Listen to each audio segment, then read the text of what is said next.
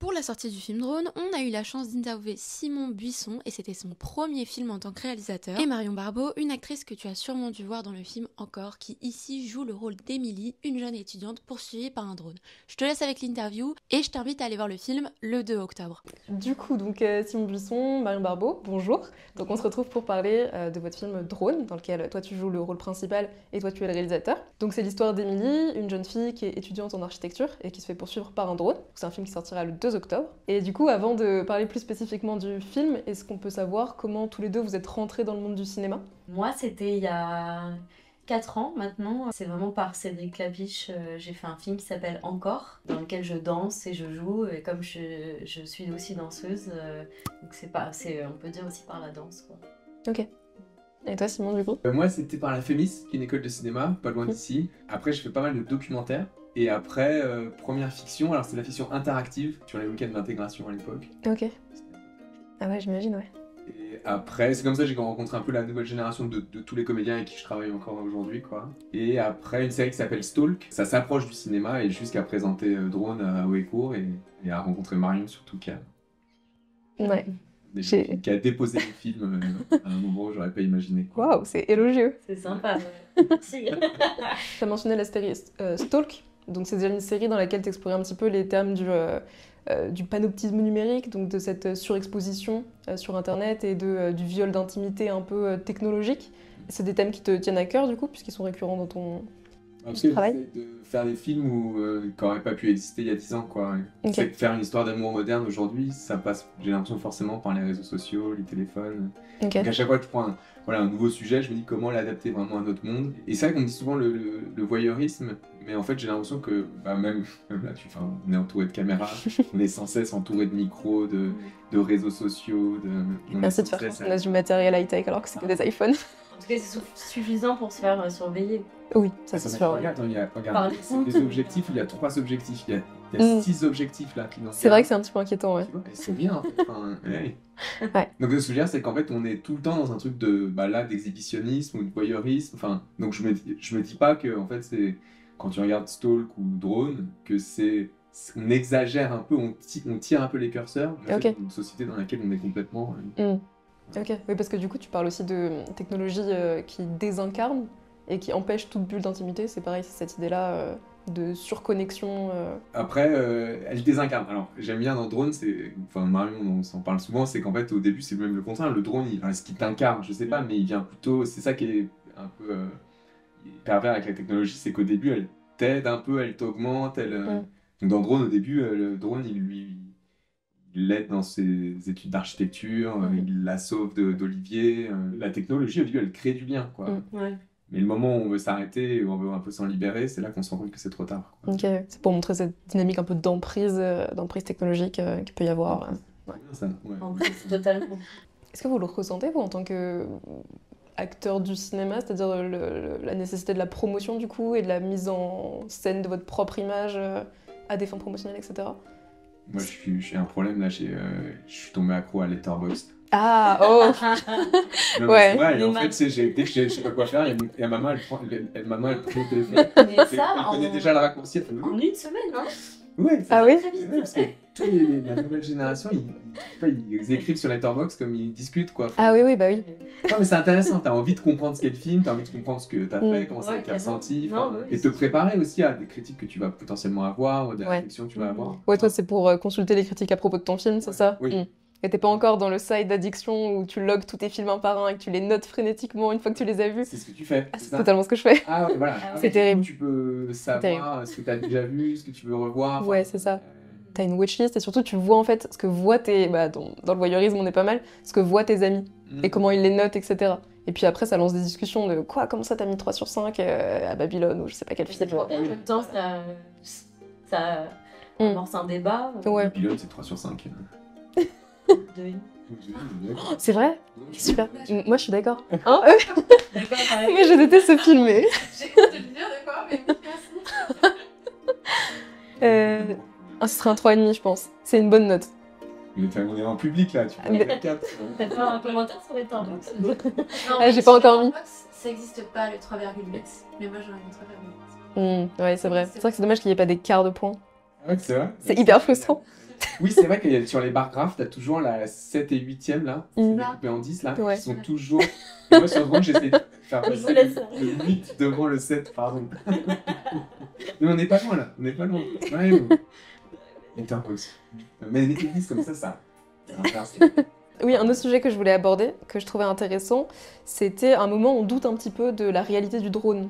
Donc on voit que le personnage, et je crois que c'est en ça que tu considères que l'apport de Marion est particulier, le personnage est un peu torturé de base, un peu enfermé en lui-même ou quelque chose comme ça, en tout cas il a très peur de l'extérieur, il me semble. Et du coup, ça mène au fait que ça devient crédible effectivement de douter de l'existence du drone. Et est-ce que c'est un parallèle à faire avec son activité de camming? Donc pour le contexte, Émilie, elle vend son corps entre guillemets sur internet, c'est-à-dire qu'elle vend des vidéos d'elle. Elle vend pas son corps, elle montre son corps Oui, c'est ça. contre de l'argent. Ouais. Elle montre son corps contre de l'argent. Et est-ce que du coup il y a un parallèle à faire entre la sensation d'être continuellement observée par le drone, parce que potentiellement elle a un rapport un peu traumatique en fait à son activité, où elle se sent observée un peu contre son gré, même si elle accepte de faire l'activité, mais c'est pour des problématiques financières. Bah, tout à l'heure, on parlait de la solitude. On sent que c'est quelqu'un qui s'est enfermé dans sa solitude pour se protéger des autres en général, du regard des autres et précisément du regard des hommes. On sent qu'il y a eu des traumatismes. Et moi, c'est ça que j'aime dans le film, c'est qu'en même temps, il y a quelque chose de pudique où il n'y a pas besoin de raconter précisément ce qui s'est passé. Mais on comprend qu'il y a eu des traumas, c'est sûr. Moi, c'est ça aussi que j'aime dans le personnage, mais là, je vais dériver aussi, mais c'est cette ambivalence, à cette capacité à banaliser presque le corps sexuel, et en même temps, dans la vie, c'est complètement l'opposé, quoi. Il y a vraiment quelque chose avec son corps qui est désincarné presque. T'avais une autre partie de question, attends, mais comme ça, je t'aide un petit peu, c'est que est-ce qu'on se demande si elle est pas folle, quoi. Voilà. Et en fait, c'est vrai que le personnage d'Emily, elle est tellement entourée de petites violences invisibles, tu sais, enfin, de petites et de moyennes et de très grosses. Et de très grosses violences, ouais. Et à un moment, on a aussi essayé de métaphoriser aussi le cheminement de la violence faite aux femmes, tu vois, où en fait tu vas te plaindre d'une violence et on ne te croit pas. Et en fait, j'aime bien, moi, mettre le spectateur dans une position où lui-même est mis dans la... Enfin, lui-même finit par se dire, mais attends, c'est peut-être dans sa tête, peut-être que cette machine n'existe pas, finalement personne ne l'a vraiment vue, enfin... Ouais. Quand les personnages commencent à la voir, en général ils disparaissent, mais pas trop spoiler, quoi. Ouais. Mais en fait, il y avait vraiment cette idée, et Marion, c'est marrant parce qu'au scénario, c'était pas tant là, mais on l'a vachement travaillé ensemble sur le plateau. Ce truc que t'as où t'es tellement, elle est tellement animée, elle a tellement une telle intériorité, on se dit, mais attends, ça se trouve, c'est dans sa tête. Non, enfin, Ouais. Il y a un moment d'ambiguïté, carrément. effectivement. mais ce qui est important, c'est qu'en fait, ce n'est pas dans sa tête, quoi. Donc, ouais, tu passes par un cheminement, tu dis, et en fait, quand tu comprends que c'est pas dans sa tête, je pense que donc, c'est là où c'est ultra anxiogène et ultra. Oui. Ça rend ouf. Puis c'est ça la limite du contrôle aussi. Quand on est camgirl, on est aussi protégé par l'écran, on est protégé par une plateforme c'est via une plateforme qu'on reçoit l'argent, on contrôle. Et même dans les rapports avec les clients, il y a une sorte de contrôle. Or, quand le drone rentre dans sa vie, on sent que c'est un faux consentement, c'est un peu un consentement de surface, quoi. Ouais. Où elle finit par perdre totalement le contrôle. C'est exactement ce qu'on disait, c'est une relation d'emprise. Et j'ai lu un livre récemment qui s'appelle Pute n'est pas un projet d'avenir. Je sais pas si vous en avez entendu parler, il avait fait pas mal de bruit au moment de sa sortie, de Louise Brévin, qui est un livre dans lequel elle raconte son expérience de travailleuse du sexe. Elle explique qu'au bout d'un moment, en fait, au fur et à mesure de ses expériences, elle commençait à projeter sur tous les hommes un petit peu les mauvaises expériences qu'elle avait dans son travail du sexe. Et je me suis demandé si c'était pas le cas de ton personnage aussi, ou au bout d'un moment, parce qu'on sent qu'il y a une pression croissante au fur et à mesure du film vis-à-vis des hommes, du regard masculin, etc. Et je me suis demandé si c'était pas justement ça, cette image qui se pervertit. Enfin, j'ai l'impression qu'elle était un peu dégoûtée par ce qu'elle voyait par certains clients. Mais dans tous les cas, je pense que même au-delà du camming, comme on disait, il y a des traumatismes qui sont probablement, enfin ça on se raconte ce qu'on veut, mais liés aux hommes. Et donc c'est symbolisé peut-être par le camming, mais c'est renforcé par le drone et par la relation de domination aussi qu'amène le directeur de séminaire d'architecture, qui amène aussi une relation carrément de violence par Olivier, son collègue. Donc en fait c'est tous ces hommes qui gravitent autour, ou cette machine. Ce sont des échos de trauma qui renforcent le trauma et qui augmentent la pression. Violence aussi. Ok. Après, c'est qu'Emilie, on la prend à un moment du film où on sent qu'elle en a marre. On ne sait pas comment elle a vécu avant son camming. Moi, je me dis qu'on a rencontré beaucoup d'étudiantes qui nous racontaient leur rapport au camming. et qui disait que elle, c'était des endroits en fait assez safe, puisque Ok. c'est elle qui choisissait quand elle commençait, comme disait Mm. Marion, quand est-ce qu'elle s'arrête, Mm. des endroits où elles sont chez elles, elles sont en contrôle, Mm. qui leur rapportaient finalement beaucoup plus d'argent que d'aller faire des métiers beaucoup plus difficiles, je sais pas si c'est caissière ou quoi. Ouais. Et donc qui ont plutôt moi ramené une image de en fait qui ont même eu des fois un rapport d'émancipation à Ok. leur corps en faisant du camming. Ok, d'accord. Moi j'ai pas eu le jugement du TDS, de la TDS en me disant elle en a marre, ça la dégoûte. Ok, d'accord. C'est plutôt, je me suis plutôt dit, elle est à un moment de sa vie où elle a envie de changer de métier, Mm. d'évoluer, Ok. d'aller vers l'architecture, d'arriver à Paris. J'espère qu'on comprend ça dans le lien qu'elle a avec le jeune client, Mm. qu'en fait elle est un peu saoulée, elle a Ouais. envie de passer à autre chose. Ok. Oui. Et elle a pas honte, et c'est pas un secret. Alors bien sûr, quand elle rentre dans l'école d'archi, elle le dit pas sur tous les toits. Mhm. Et la preuve, c'est qu'en fait, à un moment, ça va se savoir et ça va se retourner contre elle. Mhm. C'est ça qui est très injuste, quoi. Mm. Et qu'en fait, on sent aussi qu'elle reste coincée dans un truc au départ, en fait, elle a envie juste de, je sais pas, de changer de passion, de changer Ouais. l'architecture. Ouais. est De un concrétiser un peu son métier. elle rentre dans une sphère de jeunes un peu, ils sont tous un peu snobs, quoi. Enfin, Mm. Mais elle en a pas honte, mais on sent quand même qu'il y a un secret qui est obligé Ouais. de se créer autour de ça, parce que clairement, il y a tellement une hypocrisie par rapport au sexe dans la société, Mm. que même si elle assume, mais on peut pas en parler comme ça librement, Mm. alors qu'en fait chacun fait ce qu'il veut.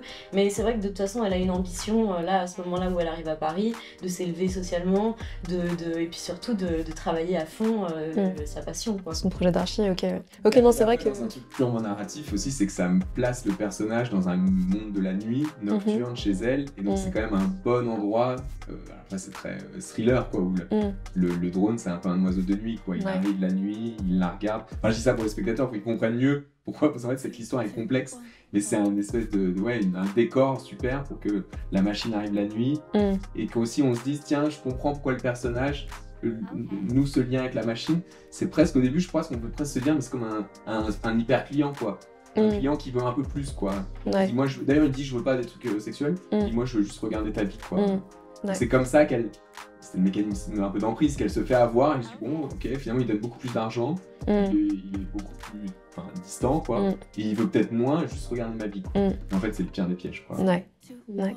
Et comment est-ce que tu as fait pour justement rendre les plans qu'on voit filmés au drone, donc de la perspective du drone, menaçants et angoissants? Parce que généralement, les plans qu'on voit au drone, c'est des plans plutôt promotionnels. Enfin, en tout cas, moi, c'est l'image que j'ai du drone. C'est un truc un peu funky, un peu bon enfant, on va dire, familial. Ouais. Et là, c'est pas du tout le cas. Et comment t'as fait techniquement, ou je sais pas. Ça, c'était trop important pour nous. Tu sais que justement, il y a beaucoup de drones au cinéma, de plus en plus. Souvent, Ah ouais. c'est des plans des stars, des establishing, Des plans de- oui. classiques, Ouais. qui servent à rien, quoi. Et en fait, on a travaillé avec des pilotes de course. Des mecs qui Ok. font des courses de drones. Ok. Ils sont jeunes, c'est un peu des geeks, quoi. Ouais. Ils sont sous un casque de réalité virtuelle, ils travaillent avec des petites télécommandes. Et alors, c'est trop marrant parce que s'ils étaient là et qu'ils pilotaient le drone à 100 mètres, il dit me touche pas. Et Ok. si tu me touches, tu me remets dans la réalité là, alors que Mm. moi je suis là-bas. je Ok. suis au drone, quoi. Ah, c'est marrant. Et en fait, c'est pour comprendre, c'est que du coup, leur corps est là-bas, et c'est un peu comme des virtuoses, si tu veux, qui sont... Mhm. Et donc, du coup, tu peux vraiment leur demander ce que tu veux, et moi, je leur disais, en fait, t'incarnes une sorte d'animal, quoi, Mhm. en l'occurrence, un prédateur, quoi, Mhm. mais qui a des humeurs, quoi. Ok. De fait, des fois, il est très souple, il est très séducteur, et des fois, il est un peu joueur, et Ah. jusqu'à des moments où il va s'énerver, quoi. C'est Et- drôle. Et en fait, eux, la petite subtilité de ces drones, c'est que, en fait, le drone que vous connaissez classique qui vient se poser devant vous, l'assiette, elle est toujours plate, Ok. il reste toujours droit, quoi. Ouais. Et eux, il y a l'assiette, elle est pas droite. Mm. Donc en fait, d'ailleurs, c'est fou, c'est que s'il lâche sa commande, le truc, il tombe. Ok. Il est toujours obligé de mettre les gaz, et donc Mm. c'est ça qui crée une inertie comme Ah, ça, ok, un d'accord. peu complexe, un peu étrange, quoi, Ouais. et qui crée donc des mouvements. Par exemple, dans le drone, à un moment, il y a ce qu'on appelle le dive, Mhm. c'est qu'il monte dans le ciel très haut, et il lâche la télécommande, et il y a tous les moteurs qui s'arrêtent. Ok. Donc sur le set, c'est ouf, parce que tout à coup, il y a plus de... c'est silence complet, et t'as la caméra qui pèse 20 kilos qui tombe. Dans le Ok. qui tombe. Moi, c'était fou de jeter une caméra au cinéma. Et au dernier moment, il met les gaz et ça fait un son fou, hein. Oh. Ça fait une espèce de son et la machine repart, quoi. Ok. Et c'est juste que quand t'es embarqué là-dedans, c'est dingue. Alors, si t'es au cinéma, si t'es au Max Linder et que tu te fais La chute, ouais, je vois, ouais. Ouais, ça fait un truc dans le Mm. corps. Ah, Et c'est marrant. et globalement, dans le film, je trouve qu'il y a une espèce d'accélération du système. Il y a un truc qui est de plus en plus Ouais. violent, virulent. Enfin, alors nous, spectateurs, on est dans l'image, on est dans le drone, et donc on est un peu dans le point de vue de l'antagoniste. Mm. Ouais. C'est très angoissant. Voilà. Mais ok, en fait, c'est marrant, c'est un peu de l'acting, mais de la part de pilotes de drone. Enfin, ils incarnent. Ah, mais c'est Presque clairement un- un partenaire de jeu. Hein. Ah, c'est marrant. Et du coup, comment est-ce qu'on fait pour jouer avec un partenaire de jeu qui est Qui est non une organique, machine. ouais. Mais justement, en fait, vraiment, je me souviens, je disais à Simon, mais là, je suis face à un animal, un Mm. vrai prédateur, quoi. Ok. Et effectivement, selon les moments, joueur, séducteur, mais menaçant aussi, ça, je le ressentais vraiment. Et Ok. puis parfois, il y avait pas, par contre, il y avait vraiment personne. Donc là, c'était une convocation de l'imagination intensive, quoi. Ouais. Oui. Ok. Oui, en casting, moi je me disais Marion, elle est géniale parce Marion, elle peut jouer toute seule tellement qu'elle était intense. Enfin, elle peut inventer Taré. quelqu'un juste avec la. Voilà, elle est tellement tarée qu'elle est ok, d'accord, ils sont plusieurs à l'intérieur. Et en fait, la scène du parking, en fait, c'est le parking, c'est le drone qui la coince dans le parking et petit à petit, il l'enferme un peu d'entre quatre poteaux, elle peut plus bouger, enfin, il lui tourne autour. C'est vraiment ultra flippant. Et je me souviens, Marion, elle est venue me voir après les prises, elle me dit, mais Simon, en fait, je suis pas du tout toute seule, en fait. Enfin, comme si elle était avec un autre danseur, un danseur, je sais pas, mais une autre présence. Mm. Et d'ailleurs, tu allais toujours parler au pilote en lui disant, attends, moi, je vais passer là. Lui, il disait, ok, moi, je vais te passer là, je vais te passer sur le côté à droite. Enfin, il se réglait comme deux. Ouais, comme On une a chorégraphie. une chorégraphie Ok, ouais. sur le moment. Ok. Je sens. Il dit toujours, s'il y a un problème, tu fais ça. Ok. Parce qu'en fait, il faut pas que les hélices touchent tes On le doigts. voit Ouais. dans le film et dans la bande-annonce aussi. Ah bon? Ouais, et j'ai remarqué ça. À la fin du truc. C'est un dérivé du. Si un drone arrive sur vous, c'est un bon conseil, vous faites ça. Ok. Est-ce que vous avez un film à conseiller qui vous a marqué récemment ou un film que vous considérez important pour construire sa cinéphilie à recommander? Ah, il y en a tellement. Moi, je sais pas, là, il y a un film comme ça qui me vient que j'adore sur la sensualité. Et c'est Sur mes lèvres d'Audiard. Ok. Bah, Moi, j'ai adoré The Worst Person in the World. C'est quoi? Je connais pas. Il y a un juste chapitre. Ok, je connais pas du tout. Tu connais pas? Non. Tu sais, il y a quelqu'un un jour sur Letterboxd, il a mis sur Drone, il a dit j'aurais aimé faire ce film. Ah ouais? Et tu sais, pour moi, c'est la critique qui m'a le plus touché, quoi. Et je lis un bout de chapitre, franchement, je vais aller mettre la critique. J'aurais aimé faire ce film. C'est un film génial. Ouais. Et une toute dernière question, est-ce que vous avez un conseil pour les jeunes qui aimeraient se lancer dans le cinéma, plutôt en tant qu'acteur ou en tant que réalisateur? J'ai un conseil, pardon. C'est Steve Jobs qui dit ça, donc c'est pas. Non, mais je trouve que c'est pas con. C'est un Je vais vol. le dire de ma façon, mais dit en fait, souvent, faut identifier votre qualité et n'en ayez pas honte. Il faut s'acharner sur votre qualité. Ok. C'est assez important, mais souvent, tu sais, quand t'es fort dans quelque chose, tu dis bah du coup, je vais faire autre chose ou t'as un. En fait, si tu sens que t'as un truc quelque part, tu t'investis ce truc et tu lâches pas. C'est quoi? drôle parce que j'allais dire un peu l'opposé. Ah bon? Non, enfin, et en Oui, je sais, j'ai dit tout à l'heure, Marine, j'adore son passé de danseuse. Et j'ai toujours, mais revendique-le et tout. ouais, enfin, bah voilà. et- Mais justement, moi je trouve, enfin en tout cas si on veut se lancer dans le métier de comédien, je trouve ça génial, surtout au début, pour l'équilibre, de continuer à faire quelque chose qui nous plaît et qui nous nourrit aussi. Et, je parle personnellement parce que j'ai la danse et je trouve que la danse nourrit vachement le cinéma et le cinéma nourrit la danse. Et je sais pas, ça m'élève beaucoup et je suis pas en attente d'un film ou de quelqu'un. On est plus autonome quoi. Mais en fait ça va avec ce que tu Oui. dis, dans la qualité, dans tous les cas, aller au fond. Ouais, Marion, c'est les formes dans tout, donc ça compte un peu bien. Non, mais c'est vrai. Ouais, C'est quoi ta- Allez voir Marion. Non, mais, je vais dire, allez voir Marion sur Drone. Et en fait, Drone, non, mais c'est important, c'est quand même un peu à un moment, c'est une chorégraphie entre la machine, la caméra et Marion. Quoi. Ouais, c'était très chouette, ça m'a beaucoup Comme plu ça, ça. t'as un combo de Marion. Quoi. Et elle fait un truc, Marion, c'est qu'elle. Dans le personnage, il y avait un truc où ils ont fait le regard Porsche. C'est un peu un secret, faudrait pas dire qu'on disait Porsche. Ouais, c'est vrai. Et tout d'un coup, elle fait comme ça.